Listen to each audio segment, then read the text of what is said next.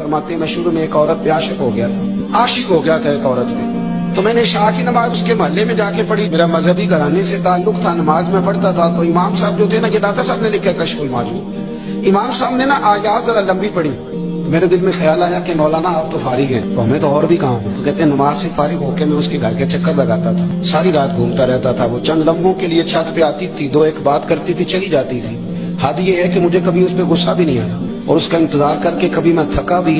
ये दाता साहब लिख रहे हैं।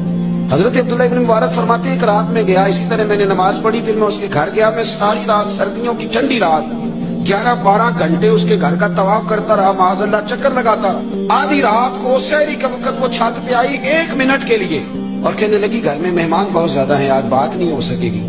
हजरत अब्दुल्लाह इब्न मुबारक फरमाते हैं कि मैं जब वापस लौटा तो ना मुझे उस पर गुस्सा था, ना मुझे थकावट थी, बल्कि मेरे दिल के अंदर उसके लिए मोहब्बत बढ़ रही थी। मैं कह रहा था कितनी अच्छी है बेचारी, इतने राश में भी और इतनी मजबूरी में भी 1 मिनट के लिए छत पे आई है, फिर भी मुझे उससे प्यार बढ़ रहा था। कहते हैं जब मैं थोड़ा आगे बढ़ा तो फजर की अजान हो रही थी, यकदम मेरे अंदर से आवाज उठी। मैंने कहा अब्दुल्ला, अगर तू एक औरत के लिए सारी रात खड़ा रहता है, ना थकावट होती है, ना गुस्सा आता है, बल्कि प्यार बढ़ता है।